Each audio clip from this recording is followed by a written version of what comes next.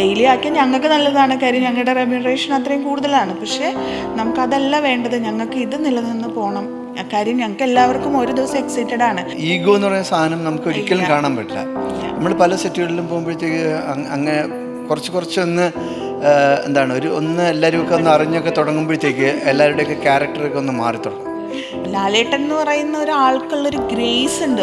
തനിയെ പാടും പാട്ടുകളിൽ സഖിനിൻ പൂമുഖം വിടരുന്നു. പരസ്പരം അങ്ങോട്ടും ഇങ്ങോട്ടും പറയുമ്പോൾ അത് അംഗീകരിക്കാനുള്ള ഒരു മനസ്സ് നമുക്ക് ആദ്യം ഉണ്ടാവണം. ഇത്രയും പരിപാടി ചെയ്തിട്ടുണ്ടെങ്കിലും മറിമായത്തിനാണ് സ്റ്റേറ്റ് അവാർഡ് കിട്ടിയത്. വീട്ടിലെ കാര്യങ്ങളും ആലോചിച്ചുകൊണ്ട് വരികയാണെന്നുണ്ടെങ്കിൽ വീട്ടിൽ തന്നെ ഇരിക്കുന്നതായിരിക്കും. ഒരു സ്റ്റേജിലോട്ട് കയറുമ്പോൾ ഒരു വയറ്റുന്നൊരു ആന്തൽ എനിക്കിപ്പോഴും ഉണ്ട്. മണിയേട്ടൻ്റെ അടുത്ത് തന്നെ, നീ അത് ആണുങ്ങളുടെ വിഗ്ഗാണ്, നീ ഈ വിഗ്ഗൊന്ന് വെച്ച് നോക്കി, ചിലപ്പോൾ വേറെ ഒരു എന്നുവെച്ചാൽ ഒരുപാട് വയസ്സായത് ചെയ്യില്ല, അപ്പം എന്തെങ്കിലും ഒരു പുതിയത് കണ്ടുപിടിക്കണ്ടേ. ഇയാൾക്ക് അത് ചെയ്യാനായിട്ട്, മറ്റൊരു കഥാപാത്രം ചെയ്യാനായിട്ട് പറ്റുന്നൊരു കോൺഫിഡൻസ് ആ ഡയറക്ടറിന് ഉണ്ടായതുകൊണ്ടാണ് അദ്ദേഹം എന്നെ അതിലോട്ട് പ്ലേസ് ചെയ്തത്. പിന്നെ hi everyone, welcome to story seat. കൂടെയുള്ളത് Sneha and Sreekumar. Hi, welcome to the show. Thank you. Actually നിങ്ങളുടെ പേര് രണ്ടും നമ്മൾ സെപ്പറേറ്റ് എടുത്താലും ജോയിൻ്റ് ആയിട്ട് എടുത്താലും ഒന്നും മീനിങ് ഒക്കെ ഒരേപോലെ തന്നെ ആയിരിക്കും, മിസ്സാവില്ല അല്ലേ? ശ്രീകുമാർ എന്നുള്ള പേര് ഓഫ് കോഴ്സ് ഈസ് ഹസ്ബൻഡിൻ്റെ പേരാണ് ആൻഡ് ചേച്ചിയുടെ അച്ഛൻ്റെ പേര് കൂടിയാണ്. അച്ഛൻ എന്നുള്ളത് വലിയൊരു ബോണ്ട് ഉണ്ടായിരുന്ന ഒരു വ്യക്തിയാണ് ലൈഫിൽ. പക്ഷേ ഒരു അകാലമായിട്ടുള്ളൊരു മൊമെൻറ്റിൽ വിട്ട് പിരിഞ്ഞു. ആക്ച്വലി അദ്ദേഹം പോയതിന് ശേഷം ഈ ഒരു ശ്രീകുമാർ ലൈഫിലേക്ക് വന്നപ്പോൾ എങ്ങനെയായിരുന്നു ഒരു പ്ലസ് ആയത് ലൈഫ്? ഒന്ന് എങ്ങനെയാണ് കുറച്ചുകൂടി ഒന്ന് ആഡ് ഓൺ ചെയ്തത്? അല്ല, അത് കമ്പയർ ചെയ്യാൻ പറ്റുന്ന ക്യാരക്ടേഴ്സ് അല്ല, ഒരിക്കലല്ല, നമുക്ക് റീപ്ലേസ് ചെയ്യാൻ പറ്റില്ല. പക്ഷെ എന്നാലും നമുക്ക് എൻ്റെ അച്ഛൻ എന്ന് പറഞ്ഞാൽ എന്നെയൊക്കെ പോലെ ഭയങ്കരമായിട്ട് സംസാരിക്കുന്ന, ഒരുപാട് ആൾക്കാരായിട്ട് ബന്ധമുള്ള അങ്ങനത്തെ ഒക്കെ ഒരു നേച്ചറാണ്. ശ്രീ നേരെ ഓപ്പോസിറ്റാണ്. പക്ഷെ രണ്ടുപേരിലും ഒരു കാര്യമുള്ള എന്താ വെച്ചാൽ, എനിക്കിഷ്ടമുള്ള എന്തും ചെയ്യാം, അതിന് കൂടെ നിൽക്കും. അത് മാത്രമാണ് രണ്ടുപേരുടെ ഇടയിലും ഒരുപോലെയുള്ള ഒരു കാര്യം. അതാണ് എൻ്റെ ഇഷ്ടത്തിന് എന്താണോ അത് ചെയ്യാം. ഓക്കെ, ഇവിടെ ഒന്നും പ്രത്യേകിച്ചൊന്നും അഭിപ്രായ വ്യത്യാസം ഒന്നും ഉണ്ടാവാറില്ല. ചേട്ടന് റിപ്ലൈ തരേണ്ടിയിട്ട് ഞാൻ ചോദിച്ചതാണ്. അങ്ങനെ പ്രത്യേകിച്ച് അഭിപ്രായ വ്യത്യാസങ്ങൾ ഉണ്ടാകാറുണ്ട്. അത് കൂടുതലും എന്താണ് ഇങ്ങനെ ചില വാശികളൊക്കെ ചിലപ്പോൾ ഉണ്ടാകാറുണ്ട്. പിന്നെ ഞാനെപ്പോഴും കൂടുതലും എൻ്റെ ആയിട്ടുള്ള കാര്യങ്ങളിൽ ഒതുങ്ങി നിൽക്കാനായിട്ട് താല്പര്യപ്പെടുന്ന ഒരാളാണ്. അപ്പോൾ കൂടുതലും എന്നെ പുറത്തേക്കും കൂടുതൽ ആൾക്കാരുമായിട്ട് മിങ്കിൾ ചെയ്യാനൊക്കെ എന്നെ ഹെൽപ്പ് ചെയ്യുന്ന, അല്ലെങ്കിൽ എന്നെ കൊണ്ടുപോകുന്നതും അവിടേക്കൊക്കെ എത്തിക്കുന്നതൊക്കെ സ്നേഹമാണ്. അപ്പം അങ്ങനെ പിന്നെ ഫ്രണ്ട്സ് ഉണ്ട് അല്ല, എനിക്ക് അങ്ങനെ ഒരു വലിയൊരു സർക്കിളൊന്നും ഇല്ല. ഞാൻ വളരെ കുറച്ച് ആൾക്കാരുമായിട്ടൊക്കെ ആണ് കണക്ഷനും ഒക്കെ. എനിക്ക് തോന്നുന്നു ശ്രീയുടെ ബെസ്റ്റ് ഫ്രണ്ട്സ് ആയിട്ടുള്ളവരൊക്കെ എൻ്റെ ഫ്രണ്ട്സ് ആയിരിക്കും. എൻ്റെ ഫ്രണ്ട്സ് ആയിട്ടാണ് ശ്രീയുടെ ഫ്രണ്ട്സ് ആവുക. ഓക്കെ, അപ്പൊ അതിലൂടെയാണ് ഇവിടെയാണ് എല്ലാത്തിൻ്റെയും തുടക്കം എന്ന് പറയുന്നത്. തുടക്കം ഞാനിങ്ങനെയാണ്. ഓക്കെ, ഓരോരുത്തരുടെയും ക്യാരക്ടറിന് അതിൻ്റെതായ ബ്യൂട്ടി ഉണ്ട്. അപ്പോൾ എന്തായാലും നിങ്ങളുടെ കരിയറിലേക്ക് വരികയാണെങ്കിൽ, ഇപ്പം ചേച്ചിയാണെങ്കിൽ പെർഫോമിംഗ് ആർട്സ് ഒരുപാട് കാര്യങ്ങൾ, എന്താണ് ഭരതനാട്യം, അതുപോലെ തന്നെ മറ്റ് ആർട്ട് ഫോംസ്, കഥകളി, ഓട്ടംതുള്ളൽ ഒരുപാടുണ്ട്. ഇനിയിപ്പം ഇവിടേക്ക് വരികയാണെങ്കിൽ പാട്ടുണ്ട്, അതുപോലെ തന്നെ എഴുത്തുണ്ട്. എഴുത്തില്ല, എന്നാലും ഇതൊക്കെ എഴുതാറുണ്ട്. അങ്ങ് റിവീൽ ചെയ്യും.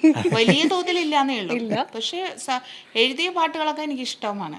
ഓക്കെ, അതൊക്കെ ഇനി പുറത്തേക്ക് കൊണ്ടുവരാനായിട്ടുള്ള ഒരു ശ്രമത്തിലാണ്. അപ്പൊ പിന്നെ നമ്മുടെ ആദ്യ ശ്രമം അത് തന്നെ ആവട്ടെ. ഒരു എഴുതിയ ഒരു പാട്ട് ഒന്ന് ചേട്ടനൊന്ന് പാടാവോ? അതെ, തനിയെ പാടും. ഇത് ഞാൻ തന്നെ എഴുതി, ഞാൻ തന്നെ മ്യൂസിക് ചെയ്ത് അങ്ങനെയൊക്കെ പറയേണ്ടി വരും കേട്ടോ. എല്ലാം ഞാൻ തന്നെ. തനിയെ പാടും പാട്ടുകളിൽ സഖിനിൻ പൂമുഖം വിടരുന്നു, നിറയുന്നു നീ, തെളിയുന്നു, പൊഴിയുന്നു നീ തേന്മഴയായി. തനിയെ പാടും പാട്ടുകളിൽ സഖി നിൻ പൂമുഖം വിടരുന്നു. ഓ അടിപൊളി. അപ്പൊ ഈ സഖിയുടെ മുഖം വിടരുന്ന കണ്ടിട്ടാണോ ഇങ്ങനെ ഒരു പാട്ട് അല്ല, എഴുതിയത്? അതില് ഒരു ഉത്തരം എനിക്ക് കണ്ടുപിടിക്കാൻ പറ്റിയിട്ടില്ല. ഇത് എപ്പോഴോ എഴുതിയതാ. അത് ഏത് സഖിയുടെ മുഖമെന്ന് ഞാൻ അന്വേഷിച്ചുകൊണ്ടിരിക്കുകയാണ്.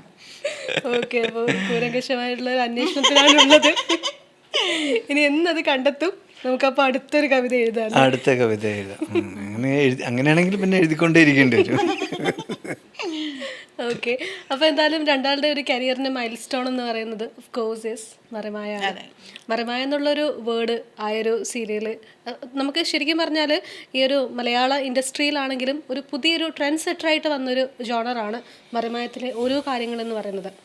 നമ്മളിപ്പം ഇപ്പം എടുക്കുന്നതാണെങ്കിലും എല്ലാ കാലത്തും ആ ഒരു ക്വാളിറ്റി ഒരിക്കലും നഷ്ടപ്പെടാതെ അതേ രീതിയിൽ തന്നെ മുന്നോട്ട് പോകുന്ന യാതൊരു വിധത്തിലുള്ള വാല്യൂവും നഷ്ടപ്പെടാതെയാണ് കൊണ്ടുപോകുന്നത്. ഇപ്പം നമ്മൾ കോമഡി ആണെങ്കിൽ കോമഡിയുടെ ഓഫ് കോഴ്സ് ഇസ് അതിന് പെർട്ടിക്കുലർ ആയിട്ടുള്ളൊരു അജണ്ട, നമുക്കൊരു ഓരോ ആയിട്ടുള്ള എന്താ സൊസൈറ്റിയിൽ ഓരോ രീതിയിലുള്ള പ്രശ്നങ്ങൾക്കുമുള്ള കാര്യങ്ങളും ഒക്കെയാണ് നമ്മളിതിൽ പറഞ്ഞു വെക്കുന്നത്.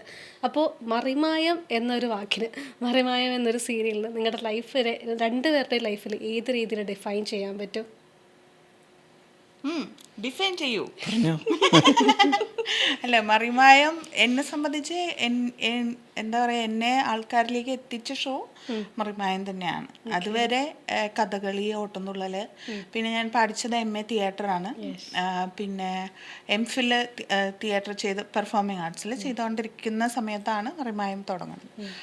അപ്പോൾ അത് എപ്പോഴും നമ്മുടെ ഫേവറേറ്റ് ആണ്. പിന്നെ 15 വർഷമായി ഇപ്പോൾ. അപ്പോൾ 15 വർഷമായിട്ട് മലയാളത്തിൽ ഒരു ടെലിവിഷൻ ഷോ തുടക്കം മുതൽ ഒരേ ആക്ടേഴ്സിനെ വെച്ച് പോയിട്ടുള്ളത് ഉറപ്പായിട്ടും മറിമായം തന്നെയാണ്. അപ്പോൾ അതിൻ്റെ കാര്യം എന്ന് പറഞ്ഞാൽ നമ്മൾ അത്രയും സിങ്കാണ്. മറിമായത്തിൻ്റെ ക്രൂവും ചാനലും ആക്ടേഴ്സും ഒക്കെ അത്രയും സിങ്കായിട്ട് പോകുന്നതുകൊണ്ടാണ്.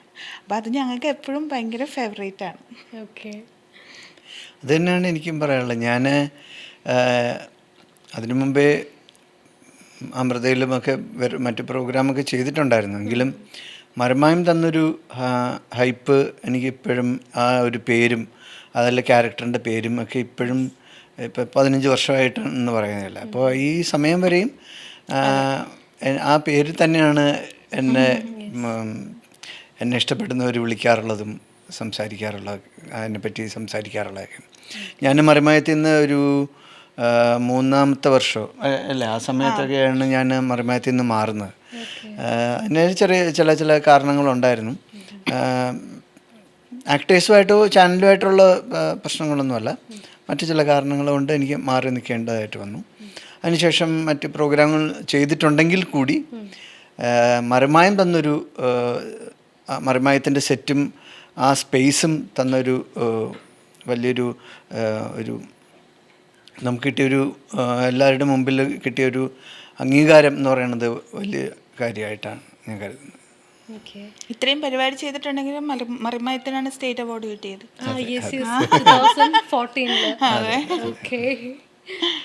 അപ്പോൾ പിന്നെ അതിലുള്ള ആക്ടേഴ്സും അവരുമായിട്ടുള്ള ഇപ്പോഴും ഞങ്ങൾ വളരെ അടുത്ത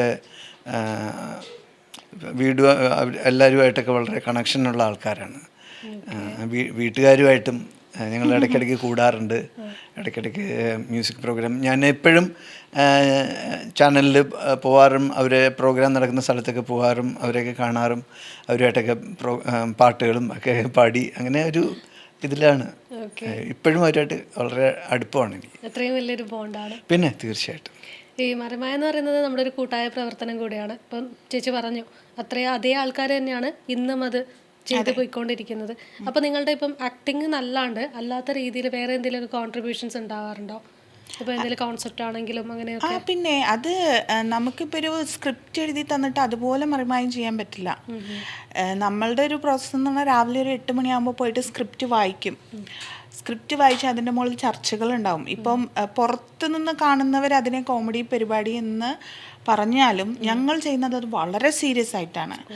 നമ്മൾ ഒരുപാട് നിയമങ്ങൾ അതിൽ കൈകാര്യം ചെയ്യുന്നുണ്ട്. അപ്പോൾ അത് ബന്ധപ്പെട്ട ഡിപ്പാർട്ട്മെൻറ്റായിട്ട് വിളിച്ച് കൺഫേം ചെയ്യും അത് അങ്ങനെ തന്നെ ആണോ എന്നുള്ളത്. അതുപോലെ ഇപ്പോൾ ഒരു ക്യാരക്ടറിനെ നമ്മൾ എടുക്കുകയാണെങ്കിൽ കൃത്യമായിട്ട് ആ ക്യാരക്ടർ അവരുടെ ഒരു മാനസികാവസ്ഥയിൽ കൂടിയൊക്കെ പഠിച്ചിട്ടാണ് അതിൽ ആക്ടേഴ്സ് വർക്ക് ചെയ്യുന്നത്. കോസ്റ്റ്യൂം, മേക്കപ്പ് എല്ലാം അങ്ങനെയാണ് വർക്ക് ചെയ്യുന്നത്. അതിന് ഒരു ദിവസം ഞങ്ങൾ ഒരു എപ്പിസോഡാണ് ഷൂട്ട് ചെയ്യുന്നത്. അപ്പോൾ ചിലപ്പോൾ സ്ക്രിപ്റ്റ് വായിക്കുമ്പോൾ അത് നമുക്ക് ഓക്കെ അല്ലെങ്കിൽ വേറെ സ്ക്രിപ്റ്റ് വായിക്കും. 8 മണി മുതൽ വായിച്ച് ചിലപ്പോൾ 11 മണിക്കൊക്കെയാണ് ഷൂട്ട് തുടങ്ങുക. അതിനിടയിൽ വലിയ വലിയ ചർച്ചകൾ ഉണ്ടാവും, ആരോഗ്യപരമായ ചർച്ചകളൊക്കെ ഉണ്ടാവും. ഇതെല്ലാം കഴിഞ്ഞ് ഇതെല്ലാം സോൾവ് ചെയ്തിട്ടാണ് ഒരു എപ്പിസോഡിലേക്ക് നമ്മൾ പോവുക. അപ്പോൾ അതിൻ്റെ കാര്യം എന്ന് പറഞ്ഞാൽ അത് ചാനലിനും നമുക്കൊക്കെ നിർബന്ധമുണ്ട്. അതിൻ്റെ ക്വാളിറ്റി നമ്മൾ കോംപ്രമൈസ് ചെയ്യാൻ റെഡിയല്ല, ആക്ടേഴ്സും റെഡിയല്ല. എന്ന് പറഞ്ഞാൽ നമുക്കിപ്പം ഇതേ പരിപാടി തന്നെ ഡെയിലി ആക്കാൻ ഒക്കെ ആലോചനകളൊക്കെ വന്നിരുന്നു. പക്ഷെ ആ സമയത്ത് ഞങ്ങളാണ് അങ്ങോട്ട് പറഞ്ഞത് അത് വേണ്ട, കാര്യം നമുക്കിത് ഡെയിലി ആക്കിയാൽ ഞങ്ങൾക്ക് നല്ലതാണ്, കാര്യം ഞങ്ങളുടെ റെമ്യൂണറേഷൻ അത്രയും കൂടുതലാണ്. പക്ഷേ നമുക്കതല്ല വേണ്ടത്, ഞങ്ങൾക്ക് ഇത് നിലനിന്ന് പോകണം. കാര്യം ഞങ്ങൾക്ക് എല്ലാവർക്കും ഒരു ദിവസം എക്സൈറ്റഡ് ആണ്. ഇന്ന് 18 വയസ്സാണെങ്കിൽ നാളെ 90 വയസ്സായിരിക്കും, പിന്നെ അമ്മൂമ്മയായിരിക്കും, കാമുകിയായിരിക്കും, മോളായിരിക്കും, അങ്ങനെ ഓരോരുത്തർക്കും ഓരോ ഇതാണ്. ചിലപ്പോൾ പാലക്കാടായിരിക്കും, കോഴിക്കോടായിരിക്കും, അങ്ങനെയൊക്കെ ഓരോ ഭാഷകളാണ് നമ്മൾ ഓരോ സ്ഥലത്തിൻ്റെ അതാത് സംസാര രീതിയാണ് ഉപയോഗിക്കുന്നത്. അപ്പോൾ നമ്മൾ എക്സൈറ്റഡ് ആണ്. അതുകൊണ്ട് തന്നെ ഞങ്ങൾക്ക് ബോറടിക്കുന്നില്ല, പിന്നെ നമുക്കൊരു നഷ്ടബോധം തോന്നുന്നില്ല. എന്ന് വെച്ചാൽ അത് ചെയ്യാൻ പറ്റിയില്ലല്ലോ എന്നുള്ളൊരു നഷ്ടബോധമൊന്നും നമുക്കില്ല. നമുക്ക് ചെയ്യണമെന്ന് തോന്നിയ ക്യാരക്ടറുകൾ നമുക്ക് അതിൽ അപ്ലൈ ചെയ്യാൻ പറ്റും. എല്ലാവരും പരസ്പരം അങ്ങോട്ടും ഇങ്ങോട്ടും ക്യാരക്ടേഴ്സിനെ കുറിച്ച് സംസാരിച്ചും അതിനെക്കുറിച്ചിട്ട് എങ്ങനെയൊക്കെ ഡെവലപ്പ് ചെയ്യാമെന്ന് അങ്ങനെയൊക്കെ സംസാരിച്ചിട്ട് അവിടെ ഈഗോ എന്ന് പറയുന്ന സാധനം നമുക്ക് ഒരിക്കലും കാണാൻ പറ്റില്ല. നമ്മൾ പല സെറ്റുകളിലും പോകുമ്പോഴത്തേക്ക് അങ്ങനെ കുറച്ചൊന്ന് എന്താണ് ഒന്ന് എല്ലാവരും ഒക്കെ ഒന്ന് അറിഞ്ഞൊക്കെ തുടങ്ങുമ്പോഴത്തേക്ക് എല്ലാവരുടെയൊക്കെ ക്യാരക്ടറൊക്കെ ഒന്ന് മാറി തുടങ്ങും. നമുക്ക് ഇപ്പം നമ്മളിപ്പോൾ ഒരു സെറ്റിലേക്ക് വന്നു കഴിഞ്ഞിട്ട് എന്താ ഇത്ര കൃത്യസമയത്ത് പോകുന്നൊരു ജോലി, കൃത്യസമയത്ത് വരണം എന്നുള്ളത് ഓക്കെയാണ്. കൃത്യസമയത്ത് പോകണം, അങ്ങനെ ഇങ്ങനെ അത് പഞ്ച് ചെയ്തിട്ട് ഇറങ്ങി പോകുക, അങ്ങനെ ഇതിലല്ല നമ്മൾ വർക്ക് ചെയ്യണേ. ചിലപ്പം എടുത്ത് വരുമ്പോഴത്തേക്ക് കുറേ സമയമെടുക്കും. ചിലപ്പം അതിനെക്കുറിച്ചിട്ട് സംസാരിക്കാൻ വേണ്ടി കുറേ സമയം എടുക്കുമായിരിക്കും. ചിലപ്പോൾ പഠിക്കാനായിട്ടും ചിലപ്പോൾ ഡിസ്കഷനൊക്കെ വേണ്ടി കുറേ സമയമെടുക്കും. പറഞ്ഞു കേട്ടില്ല, നമ്മൾ ആ വരുന്നത് 8 മണിയൊക്കെ ആയിരിക്കും. അത് കഴിഞ്ഞിട്ട് പിന്നെ 11 മണിക്കൊക്കെയാണ് ഷൂട്ട് സ്റ്റാർട്ട് ചെയ്യണത്. അതുവരെ ചുമ്മാ ചിരിച്ച് നടക്കുകയല്ല, നമ്മൾ ആ സ്ക്രിപ്റ്റിനെ കുറിച്ച് സംസാരിക്കുകയും അതിൻ്റെ ഡീറ്റെയിലിനെ കുറിച്ച് സംസാരിച്ച് അങ്ങനെ പിന്നെ ക്യാമറ ചെയ്യുന്നതിൻ്റെ ആൾക്കാരുടെ സമയം, ഡയറക്ടർ അയാൾ ചിന്തിക്കുന്നതിൻ്റെ സമയം, അങ്ങനെ ആ സമയങ്ങളൊക്കെ എടുത്ത് അങ്ങനെ ആയിരിക്കും ആ പ്രോഡക്റ്റ് നമുക്ക് പുറത്ത് വരുമ്പോൾ നമ്മൾ കാണുന്നതും നമുക്ക് ഇഷ്ടപ്പെടുന്നു. അപ്പോൾ എങ്ങനെയെങ്കിലുമൊക്കെ ഒരു പ്രോഗ്രാം ചെയ്തിട്ട് ഇപ്പം കണ്ടിന്യൂസ് ആയിട്ട് ഇവർക്ക് വേണമെങ്കിൽ ചെയ്ത് പോവാം. പക്ഷേ അതല്ല, ആ ക്വാളിറ്റിയെ കോംപ്രമൈസ് ചെയ്യാതെ അതിനെ എത്രത്തോളം വലുതാക്കി കൊണ്ടുവരാൻ പറ്റുമോ, അതിനെ എത്രത്തോളം എൻജോയ് ചെയ്ത് ചെയ്യാൻ പറ്റുന്ന ഒരു ലെവലിലേക്ക് കൊണ്ടുവരാനായിട്ടുള്ള ശ്രമമാണ് ആ ഒരു ഗ്രൂപ്പിൽ നിന്ന് എപ്പോഴും ഉണ്ടാവണം. അത് നമുക്ക് മിക്ക സെറ്റുകളിൽ നിന്നും ചിലപ്പം കിട്ടാറില്ല. നമുക്ക് വളരെ കുറവായിരിക്കും അത്തരം ആൾക്കാരെ നമുക്ക് അത്തരം ഗ്രൂപ്പ് നമുക്കുണ്ട്. അതുകൊണ്ടാണ് ഈ ഒരു കണ്ടിന്യൂറ്റി അവിടെ ഉണ്ടാവണേ. ഒരു 15 വർഷം എന്ന് പറഞ്ഞ ആ ഒരു പീരീഡ് ഉണ്ടല്ലോ, ആ പീരീഡ് നമുക്ക് അവിടെ കൊണ്ടുവരാൻ പറ്റുന്നത് അതുകൊണ്ടാണ്. തീർച്ചയായും ഇപ്പം നമ്മളൊരു ജോലിയിലെ ഒരു സ്ഥാപനം എടുത്ത് നോക്കുകയാണെങ്കിൽ പോലും ഇത്രയും വർഷക്കാലം ഒരേ മനസ്സോടുകൂടി ഒരുമിച്ച് ഒരിക്കലും ഇവിടെ ഒരു ഈഗോ എന്ന് പറയുന്ന സാധനം നമുക്ക് ഉണ്ടാവില്ല. അത് പല സ്ഥലങ്ങളിലും നമുക്ക് പോകുമ്പോൾ നമ്മൾ വിചാരിച്ചിട്ടുണ്ട്, അയ്യോ നമ്മൾ ഇത്ര സ്വർഗത്തിലാണ് വർക്ക് ചെയ്യണേ എന്ന് നമുക്ക് തോന്നിയിട്ടുണ്ട്. കാര്യം പല സ്ഥലങ്ങളിൽ പോകുമ്പോൾ ഇപ്പം നമ്മളൊരു സീൻ വർക്ക് ചെയ്യുമ്പോൾ ചിലപ്പോൾ ഡയലോഗ് ഉണ്ടാവണം എന്നില്ല, പക്ഷെ ആ സൈലൻസിന് ഭയങ്കര റേഞ്ച് കാണും. പക്ഷെ ഞാൻ കണ്ടിട്ടുണ്ട് ചില സ്ഥലങ്ങളിൽ പോകുമ്പോൾ, അയ്യോ എനിക്ക് ഡയലോഗില്ല, എന്നാൽ പിന്നെ ഞാൻ അഭിനയിക്കില്ല എന്നൊക്കെ പറഞ്ഞ് പിണങ്ങിയിരിക്കണേ. അപ്പോൾ ഞാൻ വിചാരിക്കും അതെന്താണ്, നമുക്കങ്ങനെ ചിന്തിക്കാനേ പറ്റൂല. ഈ ഒരു ഗ്രൂപ്പിൽ വർക്ക് ചെയ്തവർക്ക് അങ്ങനെ ചിന്തിക്കാൻ പറ്റില്ല. കാര്യം ഞങ്ങളെ സംബന്ധിച്ച് അതൊക്കെ അതല്ലേ നമ്മൾ ചെയ്യേണ്ടത്. ഡയലോഗ് പറയുക, അങ്ങനെ കുറേ പറയുക, അതൊക്കെ എല്ലാവർക്കും പറ്റും ചിലപ്പോൾ കാണാതെ പഠിക്കാനൊക്കെ. പക്ഷെ അതൊന്നും ഇല്ലാതെ ഒരു സീൻ വർക്കൗട്ട് ചെയ്യാൻ പറ്റുന്നതാണല്ലോ വലിയ കാര്യം. ഇനി അവിടെ വേറൊരു ഇതും കൂടെയാണ്. ഇനി ഡയലോഗ് കിട്ടി കുറേ കഴിയുമ്പോഴത്തേക്ക് ഡയലോഗ് കുറച്ച് കിട്ടുമല്ലോ. പഠിച്ച് കുറച്ച് കഴിയുമ്പോഴത്തേക്കും ഡയലോഗ് പറഞ്ഞു തുടങ്ങേണ്ട ഒരു, അല്ലെങ്കിൽ പെർഫോം ചെയ്യേണ്ടതിൻ്റെ ഒരു ലെവലൊക്കെ നമ്മളിങ്ങനെ ആയി എന്നൊരു തോന്നലൊക്കെ ഉണ്ടായി വരുമ്പോൾ, ഇന്ന് എനിക്ക് ഒരുപാട് ഡയലോഗ് ഇതേ ആൾക്കാരാണ്, ഇന്ന് പറ്റുമോ, ഇന്ന് നമുക്കിനി കുറച്ച് നേരത്തെ ഇനി വീട്ടിൽ പോകണം, പിന്നെ വീട്ടിലും മറ്റു കാര്യങ്ങളും അങ്ങനെയാണെങ്കിൽ വീട്ടിൽ ഇരുന്നാൽ പോരാ, ഇവിടെ വരേണ്ട കാര്യമില്ലല്ലോ. അപ്പോൾ ഇതൊക്കെയാണ് മറ്റ് പല സ്ഥലങ്ങളിലും നമുക്കുണ്ടാകുന്ന അനുഭവങ്ങൾ.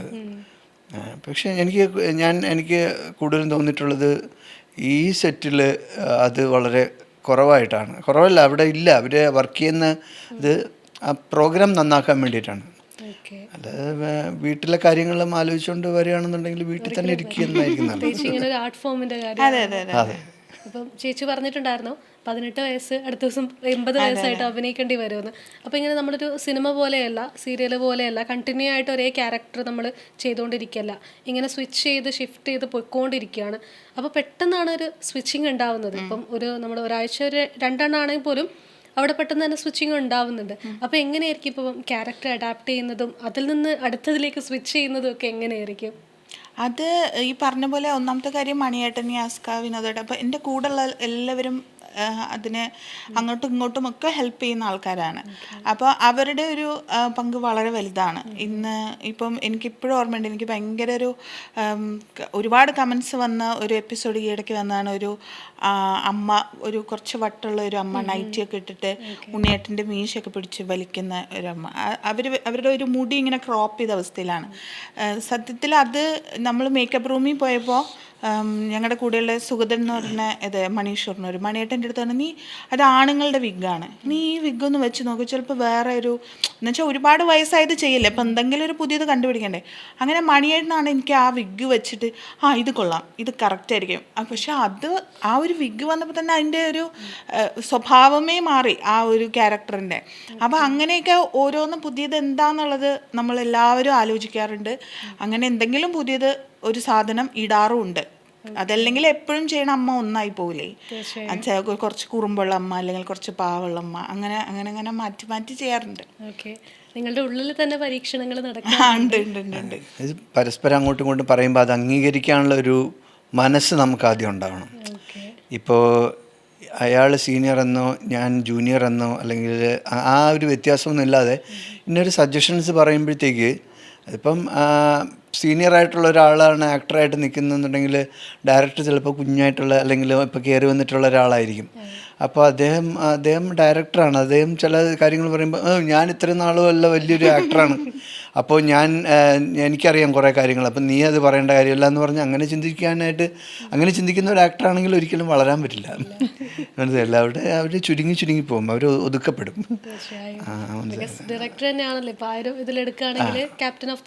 അതെ, അത് ഡയറക്ടറുടെ മാത്രമല്ല, ഇപ്പം ആക്ടേഴ്സും എല്ലാവരും ഈ ഇത്തരം ഒരു വർക്ക് ചെയ്യുമ്പോഴത്തേക്കും ഇവരുടെയൊക്കെ സജഷൻസും അവർ പറയുന്ന കാര്യങ്ങളും ഒക്കെ നമ്മൾ അക്സെപ്റ്റ് ചെയ്യാൻ, ഇങ്ങനെ ചെയ്തിരുന്നാൽ ഈ വഴി കൂടെ പോയിരുന്നാൽ അവിടെ എത്താം അങ്ങനെ പറയുമ്പോൾ നമ്മൾ ആ അത്തരം പരീക്ഷണങ്ങളിലൂടെ പോകാനും അത് അക്സെപ്റ്റ് ചെയ്യാനുള്ള ഒരു മനസ്സും കൂടെ നമുക്കുണ്ടാവും. അപ്പോൾ നിങ്ങളിപ്പോൾ രണ്ടുപേരും പറഞ്ഞു വെച്ചത് ശരിക്കും പറഞ്ഞാൽ വർക്ക് ഈസ് വർഷിപ്പ് എന്ന് പറഞ്ഞൊരു സംഭവം തന്നെയാണ്. ശരിക്കും രണ്ടുപേരുടെ ലൈഫ് എടുത്താലും ആ രീതിയിൽ തന്നെയായിരിക്കും. അപ്പോൾ ശരിക്കും എങ്ങനെയാണ് നിങ്ങളുടെ ഇപ്പോൾ വർക്ക് സ്ട്രക്ചർ എങ്ങനെയാണ്? ഇപ്പോൾ ഞാൻ ചേട്ടനാണെങ്കിലും പറയുന്നതൊക്കെ കേട്ടിട്ടുണ്ട്, വളരെ ലേറ്റായിട്ടൊക്കെ ഉറങ്ങിയിട്ട് വളരെ രാവിലെ എഴുന്നേൽക്കുന്നൊരു സ്വഭാവമാണെന്ന്. അപ്പോൾ രണ്ടുപേരുടെയും എങ്ങനെയാണ് ഒരു വർക്ക് കൾച്ചർ, വർക്ക് സ്ട്രക്ചറൊക്കെ എങ്ങനെയാണ്? എനിക്കിപ്പോൾ എന്താ വെച്ചാൽ ഷൂട്ടുള്ള സമയത്താണെങ്കിൽ നമ്മൾ രാവിലെ പോവുക, ഷൂട്ട് എപ്പോഴാണോ തീരണേ അപ്പോൾ വീട്ടിൽ വരിക. ഇപ്പോഴത്തെ എൻ്റെ പുതിയൊരു പരിപാടി എന്ന് പറഞ്ഞാൽ ഷൂട്ട് കഴിഞ്ഞ് വന്നാൽ ഇപ്പോൾ സാധാരണ സ്റ്റുഡിയോന്നൊക്കെ മേക്കപ്പ് മാച്ചിട്ടാണ് വരാറ്. ഇപ്പോൾ ഞാൻ ആ മേക്കപ്പോട് കൂടി വീട്ടിൽ വരും. അതിനൊരു ദുരുദ്ദേശമുള്ളത് എന്താ വെച്ചാൽ എൻ്റെ ഫോണിൽ എൻ്റെ സാരിയുടെ വീഡിയോ എടുക്കുക. ആ മേക്കപ്പ് ഉണ്ടല്ലോ വേറെ.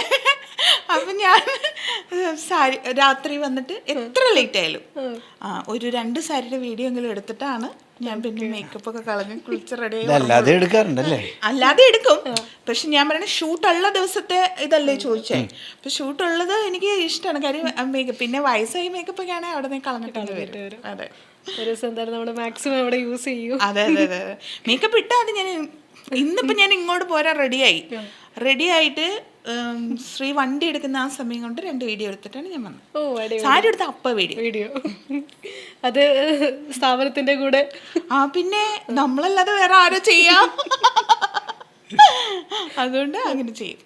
പിന്നെ ഒരുപാട് ബണ്ടിലൊക്കെ വന്ന ദിവസമാണെങ്കിൽ ശ്രീനെ പിടിച്ച് നിർത്തി ഞാൻ വീഡിയോ എടുപ്പിക്കും. ലൈറ്റൊക്കെ പിന്നെ ശ്രീ ഒരേ സമയം ലൈറ്റ് മാനും വീഡിയോ മാനാണ്. ലൈറ്റ് പിടിക്കും, അതിൻ്റെ ഉള്ളിൽ കൂടി ക്യാമറ വെച്ച് ലൈറ്റും ക്യാമറയും ഒക്കെ കൂടി മൂവ് ചെയ്ത് അങ്ങനെയൊക്കെ ഒരു പ്രത്യേകത. സത്യത്തിൽ അത് നമ്മളൊരു BTS വേറെ ആരെ കൊണ്ടെങ്കിലും എടുപ്പിച്ചിട്ട് ഇടേണ്ടതാണ്. അതൊന്ന് കാണുമ്പോൾ ഇൻട്രസ്റ്റിംഗ് ആയിരിക്കും എൻ്റെ ക്യാമറാമാൻ്റെ വീഡിയോ എടുക്കാൻ അല്ലേ. പ്രൊഫഷണലി അങ്ങനെ ഒരു വീഡിയോഗ്രാഫി താല്പര്യമുണ്ടോ? ഇല്ല, അതല്ലേ ഞാനിപ്പോ പഠിച്ചത് വിടുന്നതാണ്. ആദ്യമൊക്കെ വീഡിയോ എടുക്കുന്ന സമയത്ത് എൻ്റെ തലയുടെ ഇവിടെ ഉണ്ടാവില്ല, അപ്പം ഞാൻ പിന്നെ എടുക്കുക. അന്നൊക്കെ ഒരു സാരിയുടെ വീഡിയോ, അതായത് ഇപ്പം ഈ സാരി ആണെങ്കിൽ ഇതിൻ്റെ ഒരു കളർ ചേഞ്ച് 3 ഉണ്ടാവും. അപ്പോൾ അത് എടുക്കുമ്പോൾ തന്നെ അന്നത്തെ ദിവസം തീരും ഞങ്ങളുടെ കാര്യം. എല്ലാം കറക്റ്റായിട്ട് കാണണ്ടേ. അപ്പോൾ പിന്നെ പിന്നെ അങ്ങനെ ഞങ്ങൾ ചെയ്ത് പഠിച്ചു. ഓക്കെ, അങ്ങനെ പുതിയൊരു സ്കില്ല് പഠിച്ചുകൊണ്ടിരിക്കുന്നേ ഉള്ളൂ. അപ്പം ചേട്ടൻ്റെ എങ്ങനെയാണ് വർക്ക് കൾച്ചറിൻ്റെ പറയുകയാണെങ്കിൽ? ഞാനീ പറഞ്ഞ പോലെ കുറച്ച് നേരത്തെ എണീക്കും. കിടക്കുന്നതൊക്കെ കുറച്ച് ലേറ്റാണെങ്കിലും നേരത്തെ എണീക്കും. അത് കഴിഞ്ഞിട്ട് ഇപ്പോഴേ ഞങ്ങളുടെ മാഷിൻ്റെ ഒരു ക്ലാസ് ഉണ്ട്, ഓൺലൈൻ ക്ലാസ്. ജയപ്രകാശ് കുളൂർ അദ്ദേഹത്തിൻ്റെ ഒരു ഓൺലൈൻ ക്ലാസ് ഉണ്ട്. അത് പല പല ഷെഡ്യൂളിൽ പോകുന്നതാണെങ്കിലും ഒരു 6 o'clock അത് സ്റ്റാർട്ട് ചെയ്യും. അപ്പോൾ അതിൽ ജോയിൻ ചെയ്യും. ആ ക്ലാസ് അറ്റൻഡ് ചെയ്യാൻ ഒരുപാട് പേരുണ്ട് ആ ക്ലാസ്സിൽ അറ്റൻഡ് ചെയ്യാൻ വേണ്ടിയിട്ട്. അങ്ങനെ അതിലൊക്കെ അറ്റൻഡ് ചെയ്തതിന് ശേഷം പിന്നെ വർക്കിൻ്റെ ടൈം എപ്പോഴാണോ ആ സമയത്ത് അതിലേക്ക് പോവുക എന്നുള്ളതാണ്. ഓക്കെ, ഇപ്പം ചേച്ചിയുടെ കാര്യം എടുക്കുകയാണെങ്കിൽ ഇപ്പം സ്ക്രീനിലേക്ക് മറിമായത്തിലേക്ക് ഒക്കെ വരുന്നതിന് മുമ്പ് സ്റ്റേജ് ഇങ്ങനെ അടക്കി വാണുകൊണ്ടിരുന്ന ഒരാൾ തന്നെയാണ്. അപ്പോൾ അതിൽ ഏറ്റവും കൂടുതൽ മെൻഷൻ ചെയ്യേണ്ടത് ഛായാമുഖി. നമ്മളിപ്പം കാലം എത്ര കഴിഞ്ഞാലും ഒരിക്കലും മറക്കാൻ പറ്റാത്ത ഒന്ന് തന്നെ ആയിരിക്കല്ലേ ഛായാമുഖി എന്ന് പറയുന്നത്. ഓഫ് കോഴ്സ് യെസ്, നമ്മുടെ ലാലേട്ടൻ്റെ കൂടെയുള്ളൊരു സ്ക്രീനായിട്ടുള്ള ഒരു ഷെയറിങ് തന്നെയായിരുന്നു. അപ്പോൾ എങ്ങനെയാണ് ഛായാമുഖിയിലേക്ക് ഇപ്പം ലാലേട്ടൻ്റെ കൂടെ അങ്ങനെ എത്തിയത്? അത് ഞാൻ ഇപ്പം മറിമായത്തിനൊക്കെ മുന്നേ ആണ്. ഞാൻ കോളേജിൽ MA പഠിക്കുന്ന സമയത്ത് MA തിയേറ്ററായിരുന്നു. അവിടെ നാടകങ്ങൾ ചെയ്തിരുന്നു. അപ്പോൾ അവിടെ അക്കാഡമിക്ക് വേണ്ടിയിട്ട് ഒരു നാടകം ചെയ്തിരുന്നു. അതിൻ്റെ ഒരു ജഡ്ജ് സന്ധ്യ ചേച്ചിയായിരുന്നു, മുകേഷ് ഏട്ടൻ്റെ പെങ്ങൾ. പിന്നെ എൻ്റെ ഒരു സൂപ്പർ സീനിയറായിട്ടുള്ള നവാസൊക്കെ ഉണ്ട്. പുള്ളിയായിരുന്നു ഈ ഛായാമുഖിയുടെ ഡയറക്ടറുടെ ഒരു അസോസിയേറ്റും. ഇവർ 2 പേരുമാണ്. അപ്പോൾ സന്ധ്യ ചേച്ചി പറഞ്ഞു ഇങ്ങനെ ഒരാൾ കാലടി യൂണിവേഴ്സിറ്റിയിലെ നാടകത്തിൽ കണ്ടു എന്ന് അവിടെ പറഞ്ഞു. പക്ഷേ പാരലലി തന്നെ നവാസുക്കും പറഞ്ഞു ഇങ്ങനെ ഒരാൾ ഇവിടെ ഉണ്ട് എന്നും പറഞ്ഞു. അങ്ങനെ അവർ 2 പേരുമാണ് എൻ്റെ ഡിപ്പാർട്ട്മെൻറ്റിൽ എൻ്റെ മാഷിൻ്റെ അടുത്ത് സംസാരിച്ചത്. പക്ഷെ ആ സമയത്ത് എനിക്ക് വേണ്ട എന്നുള്ളതായിരുന്നു. കാര്യം ഒരിക്കലും എന്ന് വെച്ചാൽ നാടകം നമ്മൾ ചെയ്യുന്നുണ്ട്, പക്ഷേ സിനിമാക്കാരുടെ ഒരു പ്രൊഡക്ഷനിലേക്ക് പോവണ്ട എന്നുള്ളതായിരുന്നു. പക്ഷേ അതിലേക്ക് എന്നെ കണക്ട് ചെയ്തത് ഉറപ്പായിട്ട് അതിൻ്റെ ഡയറക്ടർ പ്രശാന്ത് നാരായണൻ. പ്രശാന്ത് മാഷ് കഥകളിയായിട്ട് 11ാമത്തെ വയസ്സിൽ ആട്ടക്കഥ എഴുതിയിട്ടുള്ള ഒരാളാണ്. അപ്പോൾ പ്രശാന്ത് മാഷ് ആണ് അതിലേക്ക് ഞാൻ ചെല്ലാനുള്ള കാരണം ഉറപ്പായിട്ട് അത് തന്നെയായിരുന്നു. ഒരിക്കലും അതല്ലെങ്കിൽ ഞാൻ പോവില്ലായിരുന്നു. എനിക്ക് അങ്ങനെയൊക്കെ ഭയങ്കര പേടിയാണ് ഇപ്പോഴും. നമ്മൾ വേറെ ഒരു പുതിയ കാര്യത്തിലേക്കൊക്കെ പോകുമ്പോൾ ആരെങ്കിലുമൊക്കെ എനിക്കൊരു പുറകുന്നൊരു ധൈര്യം വേണം. അപ്പോൾ അന്ന് എന്നെ സംബന്ധിച്ച് എനിക്ക് അയ്യോ സിനിമാക്കാരുടെ കൂടെ എനിക്ക് പറ്റില്ല എന്നുള്ളതായിരുന്നു. പക്ഷെ പ്രശാന്ത് മാഷ് ഉള്ളതുകൊണ്ട് ആ നാടകം അങ്ങനെ ചെയ്തു. അത് വളരെ സക്സസ്ഫുള്ളായിരുന്നു. അത് കഴിഞ്ഞിട്ട് ഈ പറഞ്ഞ പോലെ മറിമായം എന്ന് പറയുന്ന സീരീസ് വരുമ്പോഴും അയ്യോ എനിക്ക് പറ്റില്ല, ടെലിവിഷനൊന്നും നമുക്ക് താല്പര്യമില്ല, നമുക്ക് സ്റ്റേജ് തന്നെയാണ് എന്ന് പറഞ്ഞപ്പം പക്ഷെ അതിൽ സിദ്ധാർത്ഥ് ശിവ നമ്മുടെ ഡയറക്ടർ സിദ്ധു ആ സമയത്ത് ഞങ്ങൾ ഒന്നിച്ച് പഠിക്കുകയായിരുന്നു MG യൂണിവേഴ്സിറ്റി ക്യാമ്പസിൽ. അവർക്ക് ആരെയും കിട്ടാത്തത് കൊണ്ട് എന്നെ നിർബന്ധിച്ച് കൊണ്ടുപോയതാണ്. പക്ഷെ ആ എപ്പിസോഡ് ചാനലിൻ്റെ തുടക്കമായതുകൊണ്ട് ഒരുപാട് വട്ടം എയർ ചെയ്തു.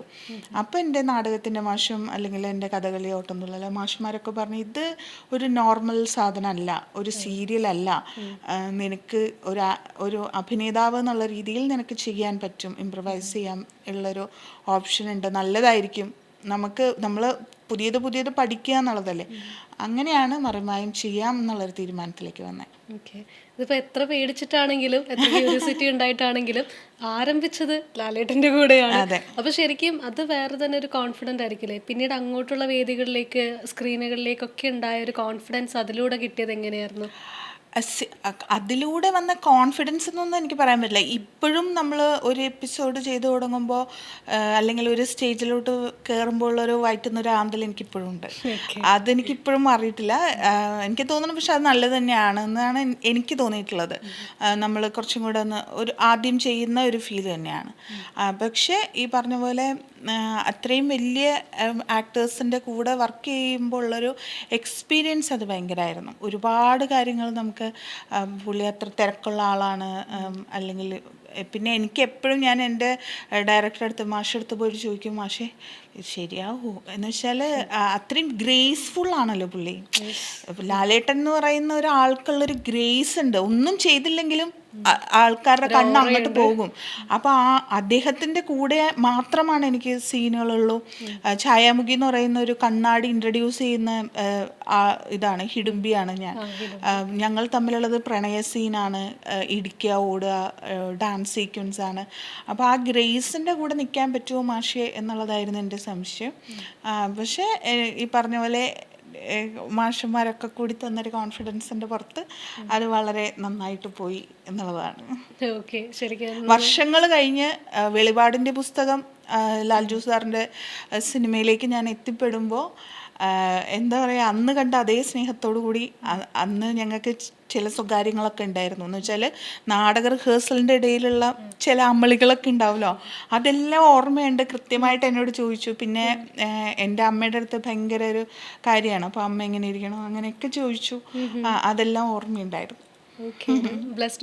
അതെ അതെ. പിന്നെ അതൊക്കെ വലിയ അതല്ല, ഞാൻ എപ്പോഴും വിചാരിക്കും, നമ്മളിപ്പോൾ ഒരു സിനിമയിലോ സീരിയലിലൊക്കെ അഭിനയിക്കുന്നവരടുത്ത് ചോദിച്ചാൽ ഇനി ആരുടെ കൂടെ അഭിനയിക്കാനാണ് ആഗ്രഹം എന്ന് ചോദിക്കുമ്പോൾ അവർ ആദ്യം സ്വാഭാവികമായിട്ടും പറയുന്നത് മമ്മൂക്കയുടെ കൂടെ അല്ലെങ്കിൽ ലാലേട്ടൻ്റെ കൂടെ എന്നുള്ളതായിരിക്കും. അപ്പോൾ എന്നെ സംബന്ധിച്ച് ഒരു ടെലിവിഷനിൽ പോലും വരുന്നതിന് മുമ്പ് ഞാൻ അദ്ദേഹത്തിൻ്റെ കൂടെ എനിക്ക് തോന്നുന്നു ഏതാണ്ട് 9-10 സ്റ്റേജുകൾ ലൈവ് ഞാൻ ചെയ്തു എന്ന് പറയുന്നത് എന്നെ സംബന്ധിച്ച് ഒരു അഭിമാനമാണ്. പിന്നെ ഒരു ആക്ടിങ് സ്റ്റുഡൻ്റ് ആയിരുന്നു ഞാൻ. അപ്പോൾ അതൊക്കെ എന്നെ സംബന്ധിച്ച് വലിയൊരു ഭാഗ്യമാണ്. ഓക്കെ. അപ്പം മിനി ചേട്ടൻ്റെ ഒരു കരിയറിലേക്ക് വരികയാണെങ്കിൽ മെമ്മറീസ് ഭയങ്കര ഒരു ടേണിങ് മൂവി തന്നെയാണ് മെമ്മറീസ് എന്ന് പറയുന്നത്. അപ്പോൾ ശരിക്കും നമ്മൾ അത്ര നാൾ കണ്ടൊരു വ്യക്തിയല്ല, അത്ര നാൾ കണ്ടൊരു നടനെയല്ല നമ്മൾ അതിൽ കണ്ടിട്ടുണ്ടായിരുന്നത്. അപ്പോൾ എങ്ങനെയാണ് ഇപ്പം നമ്മൾ ഒരു പുതിയൊരു ഫേസ് റിവീൽ ചെയ്യണം എന്നൊരു ഉദ്ദേശത്തിൽ തന്നെയായിരുന്നു ആ ഒരു ക്യാരക്ടർ? ഇല്ല, അങ്ങനെ നമ്മളങ്ങനെ എന്തെങ്കിലുമൊക്കെ ഉദ്ദേശിച്ചിട്ട് ഈ ഒരു ഫീൽഡിൽ അങ്ങനെ വരാൻ പാടില്ല. നമ്മൾ ആക്ടർ എന്നുള്ള പറയട്ടെ, ആക്ടർ എന്നുള്ള രീതിയിൽ നമ്മൾ നിൽക്കുമ്പോൾ നമുക്ക് പല പല ക്യാരക്ടേഴ്സ് ചെയ്യണമെന്നുള്ളൊരു ആഗ്രഹം ഉണ്ടാവും. അല്ലെങ്കിൽ ഇന്നേനൊക്കെ ചെയ്യാം, ഇന്നയൊക്കെ വന്നാൽ ഏത് ക്യാരക്ടറും ചെയ്യാനായിട്ടുള്ളൊരു കോൺഫിഡൻസ് നമുക്കുണ്ടാവണം എന്നുള്ളതാണ് ഒരു ആക്ടറെ സംബന്ധിച്ചിട്ട് വേണ്ടത്.